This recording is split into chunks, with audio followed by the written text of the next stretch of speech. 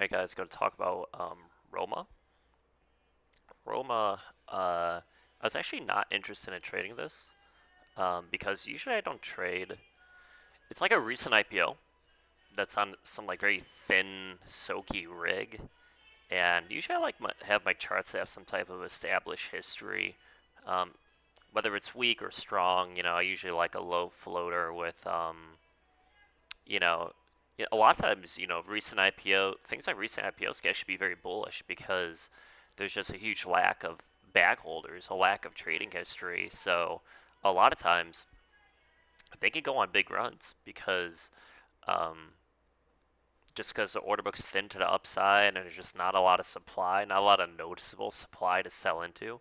You know, there was a ticker, BNZI, last week or earlier this week.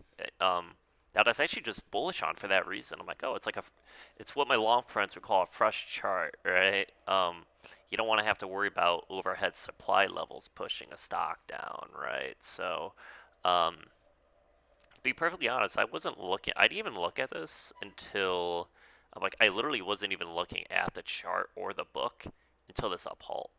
So, and my plans were I wasn't even planning on trading it, in my Discord room, and I was like, you know what, um, this is really not my type of ticker. I'm not going to be shorting out of the uphold. I'm not a short out of the uphold type of guy. Um, and it was just doing this grindy, thin, manipulated stuff at support, and I'm just like, um, I'll probably pass on it. And it really wasn't until this move, right off the 1 minute 50, 5 minute 9 here, right off of it, and this is one of those situations where the more extreme the move, and we'll come back to this because it's the same concept, the more extreme the move. If a stock is already squeezed, we'll call this the first squeeze. This is the pre-market push, first squeeze, second squeeze, third squeeze. They're doing all these, quick pullback squeeze, quick pullback squeeze, quick pullback. I always say on rig stocks, these quick dumps, these quick 5, 10% dumps, especially if it's like stock trading momentum, does a high day clear out, quick dump, right? Like clears out a key level and instantly dumps right away. That not only lures in shorts, but it shakes out longs. If longs were say chasing this move up here, and then it instantly 10% knives, a lot of them will just get out of their position, right? So it just creates an imbalance of less longs and more shorts, which if someone's rigging a stock could be bullish, right? But a big thing, so the market's getting weaker. A big thing that I like to do is I always like to count the number of pushes, right? Well, let's just say this is three. It could be two. It depends how you count it. But in a weaker market, um, you can only get so many of these pullbacks and squeezes, right?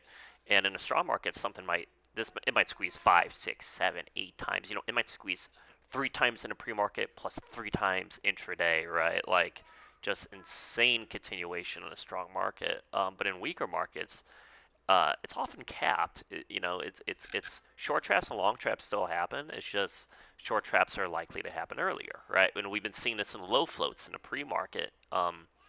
Maybe at the end of this video, I'll talk about. If you want to skip ahead, I'll talk about what was it, SPEC and LAES. I'll do a quick recap of just um, of the other because there was a lot of stuff that happened today, but so this was your classic 1 minute 50, 5 minute 9 ultra aggressive bounce. I knew there were offers on the book map at 650, so 650, right?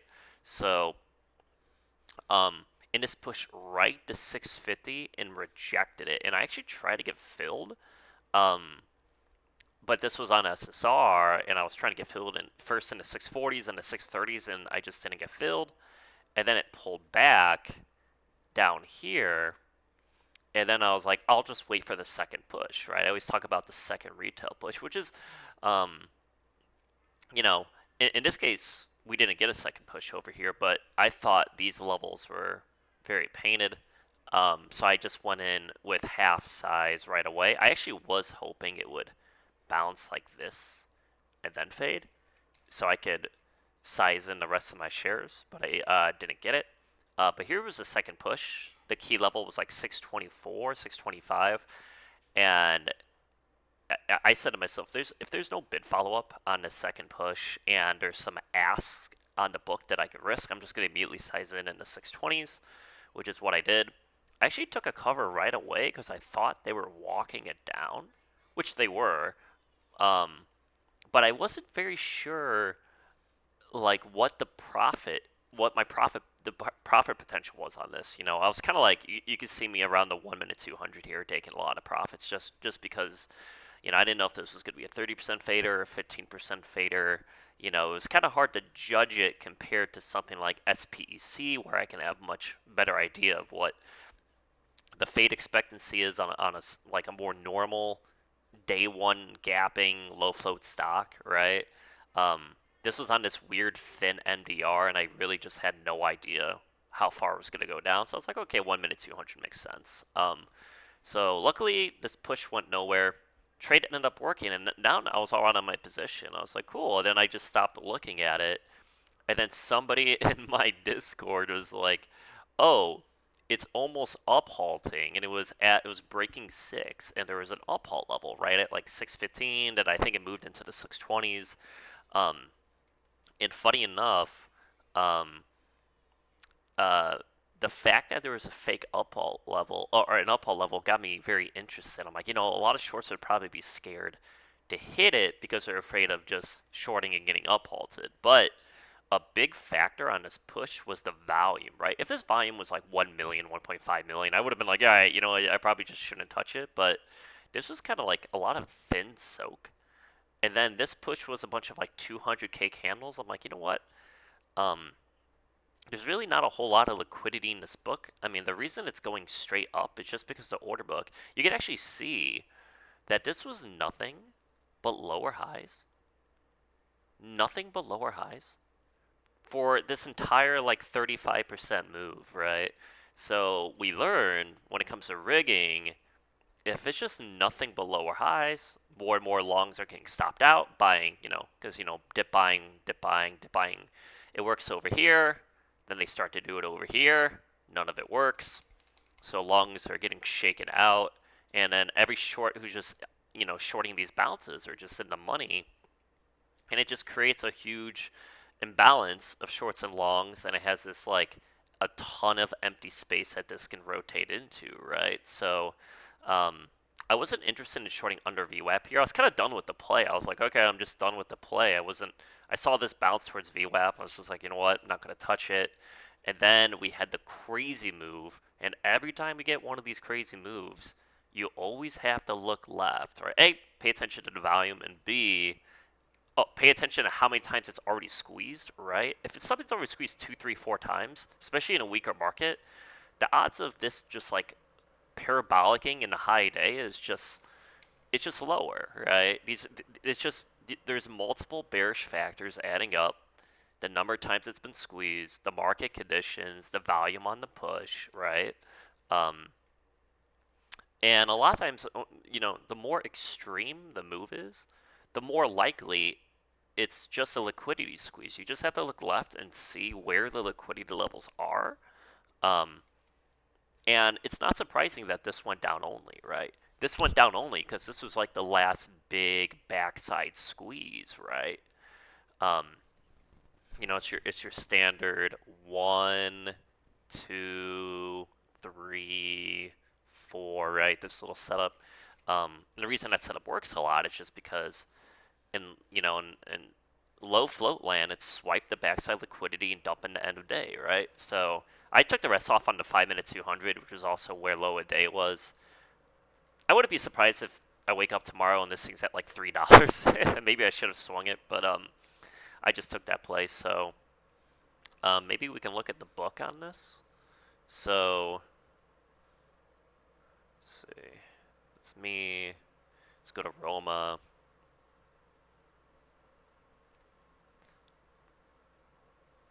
So yeah, I mean, first of all, let's look at these quick dumps. Here's your first quick dump. They throw up some bids, empty book. Quick dump squeeze. Here's another hide it, clear out, quick dump. You got 1, 2, 3, 4 layers of bids, squeeze. Actually, an A plus long.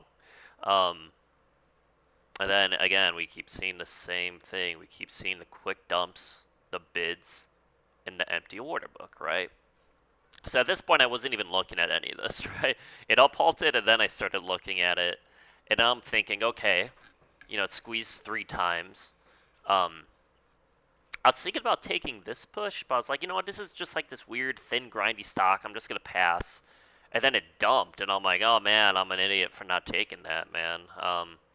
Like you could see the lack of bid support in the ask up here, and I'm like, all right, um, I'm just not into play. And then I saw this happen, and I'm like, that's really interesting because if we go straight to Think or Swim, we could see the 1 minute 50, 5 minute 9. You could see the initiation, right? Big aggressive initiation off of a common support level, fake 5 minute flag type stuff, um, and yeah, and then you just when you're looking at this, you're looking at the bid follow up. No, they put a little bid here to push it, right? It's like they're looking to initiate, right? So they push it, but then they pull it, right? Pulled bids is a good thing, right? So now there's a lack of bid structure. I like that a lot. And then I saw the ask up here, right at the 640, 650 level, and I try to get in, um, but I just couldn't get filled.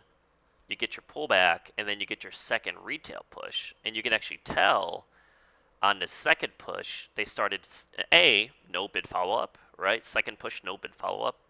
And then you could see the ass stacks, right? There's some in the 630s now, and some in the 640s, some in the 650s. And I just got in here. This is where I got in on this push. And then, and then it pulled down, and then let's just go to the crazy squeeze. Crazy squeeze. Again, crazy liquidity squeeze. You can see it's nothing but buying. You can see the market buying come in. What do you notice? There's no bids on this. There's 0 bids, right? And again, I didn't see this until it started breaking $6. I was like, oh man, there's 0 bid. Like there's literally 0. Like the reason it down halts is because once they swipe the liquidity level, it goes straight down, right? Because they're just swiping into no bid territory. And I just got filled in the low 6s up here, right? And I was kind of, I didn't know if it was going to actually uphold, I was looking at the volume, I was like, I don't think this really has the volume to actually uphold, but you never know, so I just went in half size, and then I was hoping, here's like the 1 minute 9 bounce, I was hoping for a push, maybe up into the 620, 615, 20 area, something up here, at least above 6, preferably above 610, into like this ask up here, but it just went straight down. And I was like, wow, that is a massive, insane liquidity move. And yeah, look at this. I covered, look at my big brain. I covered 430s, and it's just, there's new ass coming in, shoving this down. So I guess I piked. I guess I piked it. But, yeah, A plus liquidity move, really insane. Lot, we could see the bids on these pullbacks here. Here, we could see the empty space on the book. We could see the rotation, and yeah, nice little.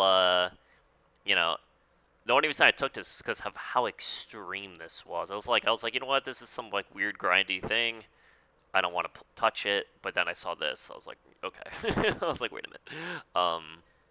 But besides that, let's just go over LAES. I only long this today. I long this. With the main bullish factors being how just thin and grindy it was. We got these it's trading in the, look at this. It's trading in the top of the range, but it's trading like 50, 60K candles above VWAP in the top of the range, right? And I saw the price. I didn't trade this yesterday. Long or short.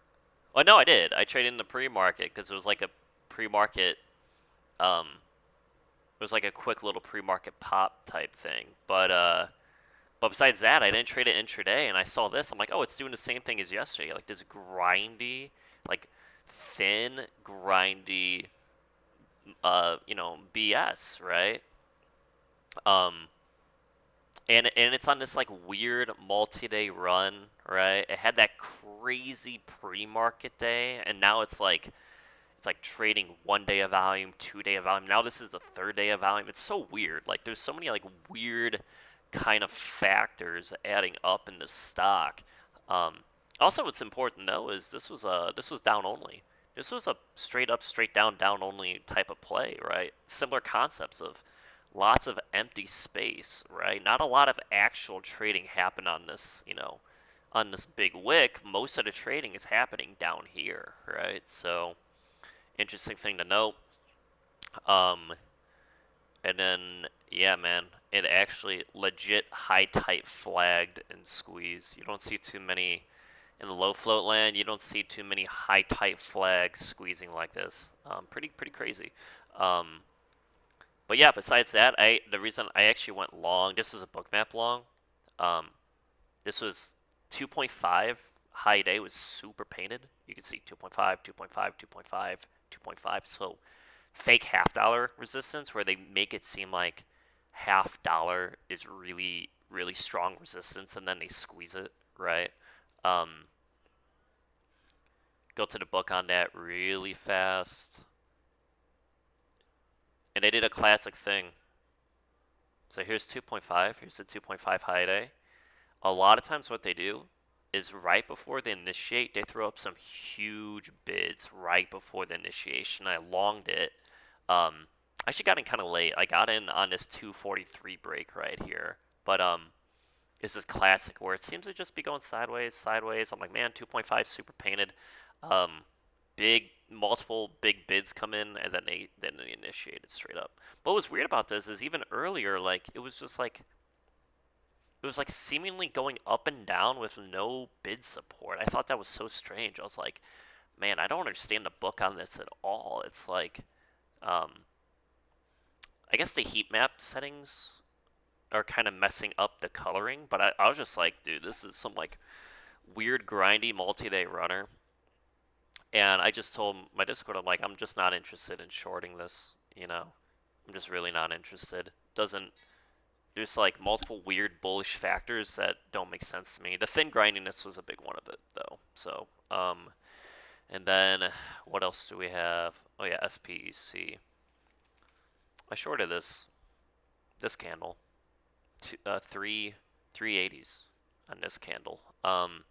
Again, we can count the structures, right? A lot of times when the market gets weaker, we got, parabolic, 1 minute 9. I didn't short this. I'll show you why. Because there was like a lot of bids and asks. There's a lot of ask up here and a lot of bids down here, and I just kind of didn't have a read on it. Um, but yeah, it high day clear out, which is a pattern that's been working recently. Now I didn't take the high day clear out.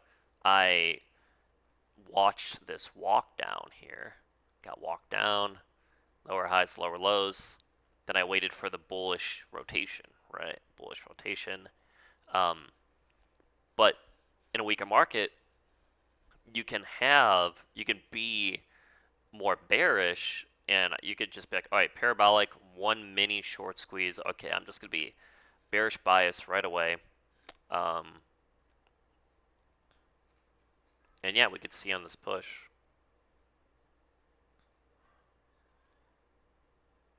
So yeah, before the second high day squeeze, we could see the bids. There's bidders on a 1 minute 9. There's bidders at 350.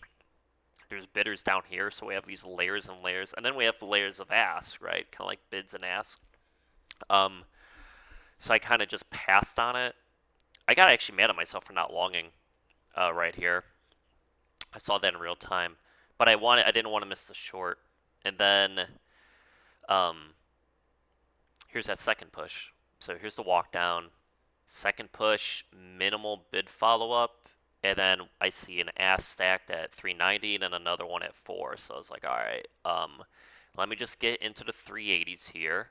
And I actually thought I was going to get squeezed. It was working, and then they soaked it, and started refreshing the bid, and then they started rotating it. I was like, oh my god, I'm about to get squeezed. But luckily, not only did I not even have to worry about it touching 4, it didn't even break 390. And then you could see all the ass start to come in right here.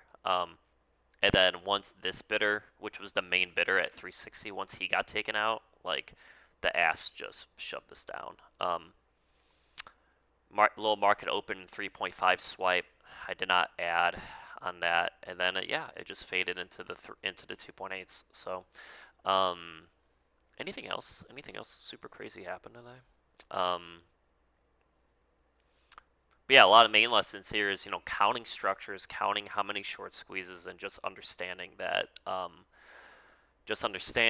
that the number of high day squeezes that can happen in weaker markets. Now, does that mean there can't be a ticker tomorrow that does some crazy thing on a Friday where it just like is relentless and just keeps breaking high day, right? And then you have like situations like LAES where like, well, Jason, this squeezed high day like 1,700 times or something.